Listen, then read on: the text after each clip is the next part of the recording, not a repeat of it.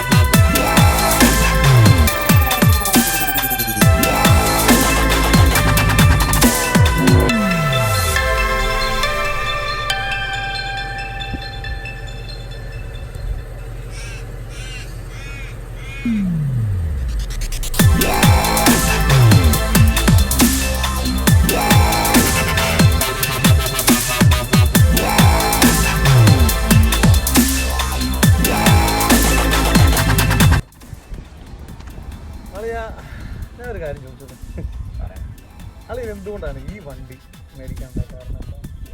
എടാ പണ്ട് തുടങ്ങി എന്ന് പറഞ്ഞാൽ എൻ്റെ ഒക്കെ ഒരു 10ാം ക്ലാസ് തുടങ്ങി തന്നെ ഇംഗ്ലീഷ് സിനിമയോട് ഒത്തിരി പ്രിയം ഉണ്ടായിരുന്നു. അപ്പം അന്ന് തുടങ്ങി ആ 70s സിനിമകൾ, അങ്ങനെ കുറച്ച് സിനിമകൾ കാണാനുള്ള ചാൻസ് നമുക്ക് വ്യവസായിട്ട് കിട്ടി. അപ്പം അന്ന് തുടങ്ങി മസ്താങ് ഇങ്ങനെ നിറഞ്ഞു നിൽക്കണം. ഫോർഡിൻ്റെ മസ്താങ് അന്ന് തുടങ്ങി. അപ്പോൾ അന്ന് തുടങ്ങിയുള്ള ഒരു ആഗ്രഹമാണ് എനിക്ക് എന്തായാലും ഈ സാധനം എനിക്ക് സ്വന്തമാക്കണമെന്ന്. എൻ്റെ ഒരു പാഷനാണ്, വണ്ടി എനിക്ക് വന്ന ക്രേസാണ്. അപ്പോൾ ഇത് ഇവിടെ ഓസ്ട്രേലിയ വന്നപ്പോൾ നമുക്കിങ്ങനെ ഒരു അവസരം കിട്ടി, നേരെ തട്ടി ഒന്നുമില്ല. നമ്മുടെ മനസ്സിലുണ്ടാകുന്ന ആഗ്രഹം നല്ല പ്രായത്തിൽ അതെ 50-60 വയസ്സായി കഴിഞ്ഞിട്ട് നമുക്ക് ഇതിൻ്റെ ഫീലൊന്നും കിട്ടാതെ ഈ വണ്ടി എടുത്ത് ഓടിച്ചിട്ടുള്ള വല്ല കാര്യമുണ്ടോ? പിന്നെ ശരിക്കും പറഞ്ഞാൽ നമ്മൾ മലയാളികൾക്ക് അറിയാനുള്ള ആഗ്രഹം എന്ന് പറഞ്ഞാൽ ഇതിന് എന്തുമാത്രം മൈലേജ് കിട്ടുമെന്നുള്ള.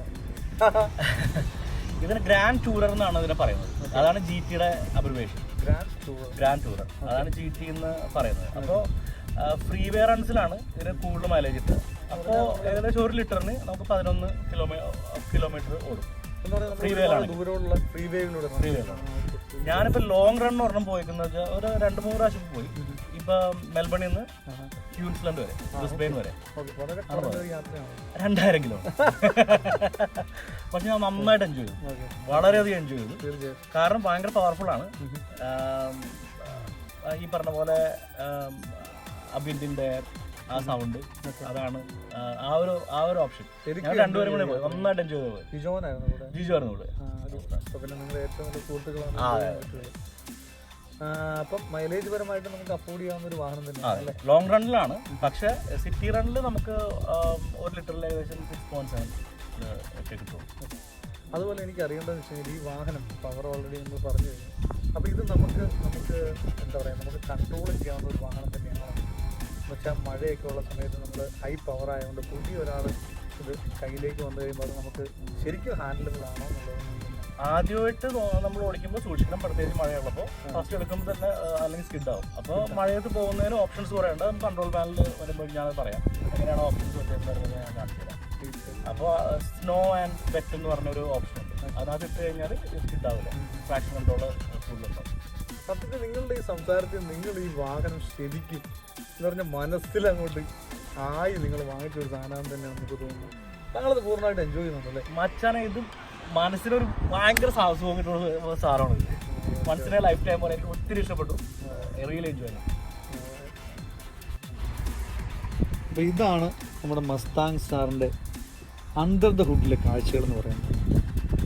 നിങ്ങൾക്ക് തീർച്ചയായിട്ടും നിങ്ങൾക്ക് കാണാൻ സാധിക്കല്ലേ 5 ലിറ്റർ. ഇതാണ് ഈ ബാഡ്ജിങ് തന്നെ നിങ്ങൾക്ക് ഇവിടെ കാണാൻ സാധിക്കും. 5000 cc ആണ് ഈ വാഹനത്തിൻ്റെ ഇഞ്ചൻ എന്ന് പറയുന്നത്. അതുപോലെ നിങ്ങൾക്ക് ഇവിടെ കാണാൻ സാധിക്കും പവേർഡ് ബൈ ഫോർഡിൻ്റെ ഒരു സ്വകാര്യ അഹങ്കാരം എന്നാണ് ഈ വാഹനത്തെക്കുറിച്ച് ഫോർഡ് പറഞ്ഞിരിക്കുന്നത്. പിന്നെ നിങ്ങൾക്ക് ഇതിൻ്റെ ടെക്നിക്കൽ സ്പെസിഫിക്കേഷൻസെ കുറിച്ച് ഞങ്ങൾ പറയുകയാണെന്നുണ്ടെങ്കിൽ ഒരു 8 സിലിണ്ടർ വാഹനമാണ്.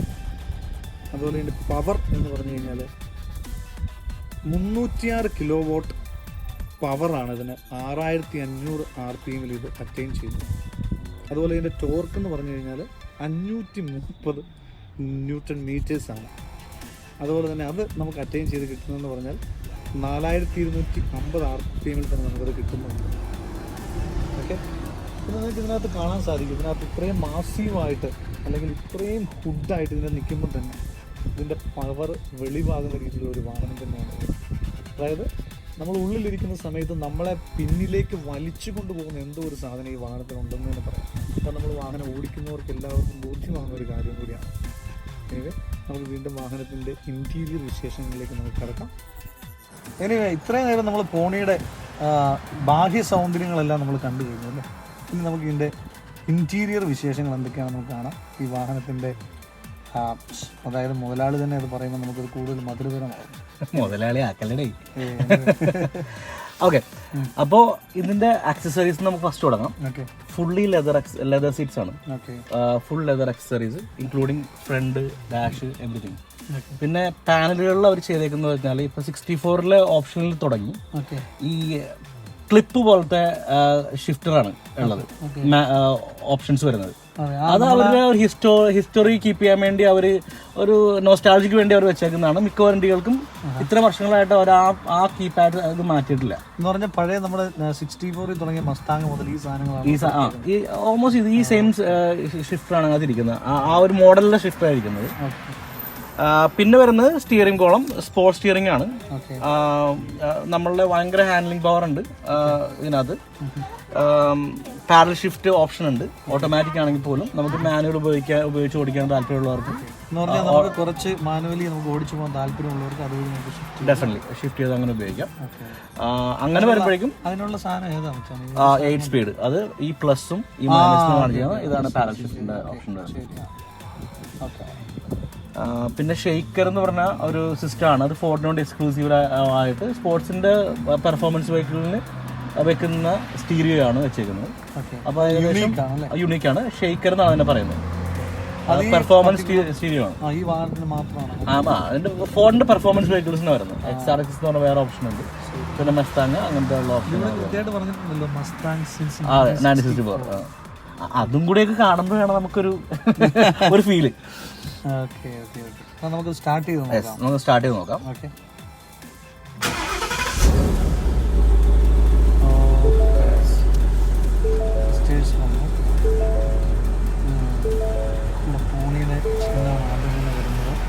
അത്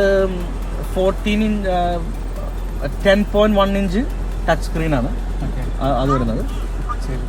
പിന്നെ എയർ കണ്ടീഷനിങ് വരുന്നതെന്ന് പറഞ്ഞു കഴിഞ്ഞാൽ ഹീറ്റഡ് സീറ്റും ഉണ്ട്, കോൾഡ് സീറ്റും ഉണ്ട്. അത് സീറ്റിൻ്റെ ഓപ്ഷൻ ഇത് ഇട്ട് കഴിഞ്ഞാൽ ഒരു അധികം സമയം എടുക്കില്ല, ഉടനെ ഹീറ്റഡ് ആവും. ഇവിടുത്തെ വെതർ അനുസരിച്ച് മെൽബണിലെ വെതർ രാവിലെ എഴുന്നേൽക്കുമ്പോൾ ചില സമയങ്ങളിൽ ഭയങ്കര ചില്ലിയായിരിക്കും. -1 വരെ പോകുന്ന അവസ്ഥകളൊക്കെ ഉണ്ടാറുണ്ട്. അപ്പോൾ ഇത് ഭയങ്കര യൂസ്ഫുൾ ആയിരിക്കും. അതേപോലെ തന്നെ ഇവിടുത്തെ സമ്മേഴ്സ് അതേപോലെ തന്നെ ഹോട്ടാണ്. ഏകദേശം 40 ഡിഗ്രിയൊക്കെ വരും. നാട്ടിലെ പോലെ അല്ല, ഹ്യൂമിഡിറ്റി ഇല്ല, അതുകൊണ്ട് നല്ല ചൂടായിരിക്കും, ഇതിൻ്റെ ഉള്ളിൽ ഇരിക്കാൻ പറ്റില്ല. അപ്പോൾ ഇത് ഓൺ ചെയ്ത് കഴിഞ്ഞാൽ ഇതുപോലെ തന്നെ നമ്മുടെ സീറ്റിന്റെ ഇരിക്കുന്ന ഭാഗം നമ്പർ സപ്പോർട്ട് ഫുള്ള് കൂളായിട്ട് കിട്ടും. അത് രണ്ടു പേർക്കും ഉണ്ട്. പിന്നെ ഓട്ടോമാറ്റിക് എയർ കണ്ടീഷനിങ് അത് നോർമലാണ്. പിന്നെ ഓടി വരുന്നത് നമുക്ക് ബ്ലൂടൂത്ത് തുടങ്ങിയ എല്ലാ ഓപ്ഷൻസും നമുക്ക് അതിനകത്ത് ചെയ്യാം. ക്ലൈമറ്റ് അതിനകത്ത് പാനലിൽ കാണിക്കും. അത് ഓട്ടോമാറ്റിക് ആണ്. നമുക്ക് ഓട്ടോമാറ്റിക് വരുമ്പോഴേക്കും നിങ്ങൾ രണ്ടുപേർക്കും ഇൻഡിപെൻഡൻ്റ് ആയിട്ട് നമുക്ക് നമ്മളുടെ ഓരോ സൈഡിലുള്ള വെതർ നമുക്ക് മാറ്റാം. ശരിക്കും പറഞ്ഞാൽ ഈ മൾട്ടിപർപ്പസ് ഡിസ്പ്ലേക്കുള്ളിൽ നമുക്ക് എല്ലാ കാര്യങ്ങളും ചെയ്യാം. തീർച്ചയായിട്ടും ഒരു വൺ ടച്ച് ഫെസിലിറ്റിയാണ്. അപ്പോൾ ഈ സ്റ്റിയറിംഗ് വീൽ എന്ന് പറഞ്ഞാൽ നമുക്ക് അത്രയും കംഫർട്ടബിൾ ആണ്. ഈ കൺട്രോൾസ് എല്ലാം തന്നെ നമുക്ക് സ്റ്റിയറിംഗ് വീലിൽ അതിനകത്ത് എല്ലാ ഓപ്ഷനും ഇതിനകത്ത് തന്നെ ഉണ്ട്. ഇപ്പോൾ വോളിയം കൂട്ടുന്നെങ്കിൽ ക്രൂയിസ് കൺട്രോളിനുള്ള ചെയ്യാനുണ്ട്, എല്ലാ കാര്യങ്ങളും തന്നെ അതിനകത്തുണ്ട്. പിന്നെ ടച്ച് സ്ക്രീൻ തന്നെ ചെയ്യുന്ന താല്പര്യമില്ലാത്ത ആൾക്കാർക്ക് മാനുവലായിട്ട് നമുക്ക് കൂട്ടുകയോ കുറയ്ക്കുകയോ ചെയ്യാം. അതിനകത്ത് തന്നെ ഇപ്പോൾ ഇതാണ് ഇപ്പോൾ അതിനകത്ത് വരുന്നത്. ഈ സൈഡിൽ ഇപ്പോൾ അത് ഈ ഓട്ടോ ഓൺ ചെയ്ത് കഴിഞ്ഞാൽ തന്നെ അത് ഡിറ്റക്ട് ചെയ്യും. അതുപോലെ ഗിയർ ലിവറിനെ കുറിച്ചൊന്നും പറയാം. Parking, reverse, neutral, drive, sports മോഡാണ്. സ്പോർട്സ് മോഡ് ഇട്ടിട്ട് വേണം നമ്മൾ പാഡൽ ഷിഫ്റ്റ് വർക്കൗട്ട് ചെയ്യാൻ. Okay okay. നമുക്ക് മാനുവൽ മോഡിലേക്ക് വരണമെങ്കിൽ സ്പോർട്സ് മോഡിലേക്ക് വരണം. എസ് എന്ന് പറഞ്ഞ മോഡിലേക്ക് വരണം. വാഹനത്തിന് ബ്രേക്ക് അപ്ലൈ ചെയ്തിട്ട് ഓരോ ബാക്കിലേക്ക് എസ് വരണം. അതിനുശേഷമാണ് നമ്മൾ പാഡൽ ഷിഫ്റ്റ് ഉപയോഗിക്കുക. പറയുന്നത് റിവേഴ്സ് ക്യാമറ എല്ലാ ഓപ്ഷനും തന്നെ ഉണ്ട് വരുന്നത്. പിന്നെ നാവിഗേഷൻ സ്റ്റാൻഡേർഡ് വരും. ഈ വണ്ടിക്ക് സ്റ്റാൻഡേർഡാണ് വരുന്നത്. പിന്നെ അടുത്ത ഒരു ഓപ്ഷൻ എന്ന് പറഞ്ഞാൽ സ്റ്റിയറിംഗിൽ തന്നെ നമുക്കിപ്പോൾ സ്പോർട്സ് മോഡിലാണ് കുറച്ച് ഈസി ആയിട്ട് ഡ്രൈവ് ചെയ്യാൻ. ലോങ് ഡ്രൈവിലാണെങ്കിൽ സ്പോർട്ടി വെർഷൻ ഇടണമെന്നില്ല. അപ്പോൾ നമ്മൾക്ക് ചെയ്യാൻ പറ്റുന്ന ഓപ്ഷനാണ് അത്. കൺട്രോൾ പാനലിൽ തെളിഞ്ഞു വരികയും ചെയ്യും. അതിൻ്റെ നമുക്ക് സ്റ്റിയറിംഗിൻ്റെ മോഡ് മാറ്റാം. ഫസ്റ്റ് നോർമൽ മോഡ്, രണ്ടാമത്തെ മോഡ് എന്ന് പറഞ്ഞു കഴിഞ്ഞാൽ ഇപ്പോൾ നോർമൽ മോഡിലാണ് ഫസ്റ്റ് കിടക്കുന്നത്. രണ്ടാമത്തെ മോഡ് അതിൻ്റെ സ്പോർട്സ് മോഡിലേക്ക് വരും. അപ്പോൾ നമ്മളിപ്പോൾ വണ്ടി ഒന്ന് സ്ക്രാമ്പിൾ ചെയ്യണം, കുറച്ചൊന്ന് സ്റ്റൈലിഷ് ആയിട്ടൊക്കെ ഒന്ന് വളച്ചെടുക്കണം എന്ന് പറയുന്നതായിരിക്കും നമുക്ക് സ്പോർട്സ് മോഡലിലേക്ക് സ്റ്റിയറിംഗ് കൺട്രോൾ മാറ്റാം. അതിൻ്റെ വേറെ ഓപ്ഷൻ കൂടി ഉള്ളതെന്ന് പറഞ്ഞു കഴിഞ്ഞാൽ കംഫർട്ട് മോഡാണ്. കംഫർട്ട് മോഡ് എന്നാൽ ലോങ് ഡ്രൈവ് പോകുമ്പോഴേക്കും ഒത്തിരി ടീഡിയസ് ആകരുത്, ഭയങ്കര സ്റ്റിഫായിട്ടുള്ള സ്റ്റിയറിംഗിന് പകരം കംഫർട്ടബിൾ ആയിരിക്കും. അപ്പോൾ ഒത്തിരി വളവും തിരിവില്ല, ഫ്രീ വേ ആണെങ്കിൽ ആ കംഫർട്ട് മോഡിലേക്ക് പോകും. പിന്നെ മെയിൻ ഇതിൻ്റെ അട്രാക്ഷൻ വേറെ മോഡെന്ന് പറഞ്ഞു കഴിഞ്ഞാൽ ഇതിൻ്റെ ഡ്രൈവ് സെറ്റിംഗ് ആണ്. അതാണ് ഞാൻ നേരത്തെ പറഞ്ഞത്. നമുക്ക് drive mode wet and snow അങ്ങനത്തെ ഓപ്ഷനിലേക്ക് മാറ്റാം. അപ്പോൾ നോർമൽ ആണ് നമ്മൾ സാധാരണ രീതിയിൽ നോർമലിൽ പോകുമ്പോൾ തന്നെ 0 to 100 ഏകദേശം ഒരു 4.2 seconds കിട്ടും. അപ്പോൾ അതിന്റെ ഓപ്ഷൻ നെക്സ്റ്റ് ഓപ്ഷൻ എന്ന് പറയുന്നത് സ്പോർട്സ് പ്ലസ് എന്ന് പറഞ്ഞ ഓപ്ഷനാണ്. അപ്പോൾ ഇതിനകത്ത് സ്പോർട്സ് പ്ലസ് എന്ന് പറഞ്ഞ വേർഷൻ വരും. പിന്നെ അതാണ് സ്പോർട്സ് വെർഷൻ. പിന്നെ വരുന്നത് ആണ് റേസ് ട്രാക്ക് എന്ന് പറഞ്ഞ വെർഷൻ. റേസ് ട്രാക്ക് എന്ന് പറഞ്ഞ വെർഷനിൽ ഇവിടുത്തെ പോളിസി അനുസരിച്ച് റേസ് ട്രാക്ക് വെർഷനിൽ നമ്മൾ ഹെൽമെറ്റ് ഉപയോഗിക്കാതെ ട്രാക്കിലോ അല്ല ഏതെങ്കിലും രീതിയിൽ ആക്സിഡന്റ് പറ്റുകയാണെങ്കിൽ ഇൻഷുറൻസുകാർ കവർ ചെയ്യില്ല എന്നാണ് പറയുന്നത്. അപ്പോൾ അത്ര ഭീകരമായിട്ട് വരും. നമ്മൾ അങ്ങനെ വരുന്നില്ല. പക്ഷെ ഇവിടെ ഫിലിപ്പ് ഐലൻഡ് എന്ന് പറഞ്ഞൊരു ട്രാക്ക് ഉണ്ട്, അവിടെ F1 നടക്കുന്നത്. അവിടെ പോയി നമുക്ക് ഓടിച്ചു നോക്കാം.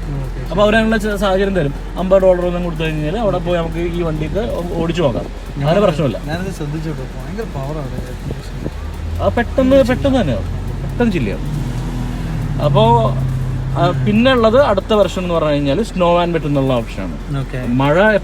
മഴയുള്ള സമയത്ത് അത് ഇട്ടിട്ട് ഓടിക്കുന്ന തന്നെ നല്ലത്, അല്ലെങ്കിൽ ട്രാക്ഷൻ കൺട്രോൾ ഉണ്ടാവില്ല. ട്രാക്ഷൻ ഉണ്ടെങ്കിൽ അപ്പം തന്നെ റിസ്ക് ഉണ്ടാവും. അപ്പോൾ എല്ലാവരും ശ്രദ്ധിക്കണം കേട്ടോ, മഴയുള്ള സമയത്ത് ഈ വാഹനം കൈകാര്യം ചെയ്യുമ്പോൾ മസ്റ്റായിട്ടും വെറ്റ് ആൻഡ് സ്നോ എന്നുള്ള ഓപ്ഷൻ. ഞാനിപ്പോൾ ഒരു 8 മാസമായിട്ടുള്ള എടുത്തിട്ട് 22,000 കിലോമീറ്റർ ഓടി. ഒരു കാര്യം ചെറുതായിട്ടൊരു പ്രാന്ത്. അതായത് ഈ വാഹനത്തിനെ ഡീൽ ചെയ്യുന്ന ചെറുപ്പക്കാരോട് താങ്കൾക്ക് പറയാനുള്ള ഉപദേശം എന്താണ്?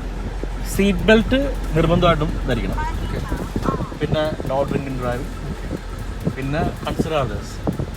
എനിക്ക് ഏറ്റവും കൂടുതൽ ലോങ് ഡ്രൈവിന് പോകുമ്പോൾ ഏറ്റവും പ്രശ്നം തോന്നിയിരിക്കുന്നത് ഈ ഫുൾ ബീം ഇട്ട് ഓടിക്കുന്നതാണ്. അതുകൊണ്ട് രണ്ട് കൂട്ടർക്കും ദോഷവും സംഭവം. പിന്നെ ട്രാഫിക് സിഗ്നലുകൾ കൃത്യമായിട്ട് നമ്മൾ മെയിൻറ്റെയിൻ റെസ്പോൺസിബിളായി ഡ്രൈവ് ചെയ്യാം. അത് തന്നെയാണ് നമ്മളൊരു റെസ്പോൺസിബിലിറ്റി ആയിരിക്കണം. അതായത് മറ്റുള്ളവർ നമ്മുടെ റോഡ് യൂസ് ചെയ്യുന്നവരാണ്, അവർക്ക് സേഫായിട്ട് നമ്മൾ വണ്ടി ഓടിക്കുക എന്നുള്ളതാണ്. Thank you so much. നിങ്ങൾക്ക് എല്ലാവർക്കും ഈ വീഡിയോ ഇഷ്ടപ്പെടുന്നതാണ് ഞങ്ങൾ വിചാരിക്കുന്നത്. അതുപോലെ എന്താ പറയുക, ഇനിയുള്ള ഇതുപോലെയുള്ള വിശേഷങ്ങളുമായിട്ട് ഇനിയും വരുന്നതാണ്. നിങ്ങൾക്ക് ഈ വീഡിയോ ഇഷ്ടപ്പെട്ടെങ്കിൽ തീർച്ചയായിട്ടും നിങ്ങൾ ലൈക്ക് ചെയ്യണം, അതുപോലെ ഷെയർ ചെയ്യണം. And please consider to subscribe. Thank you guys. Thank U.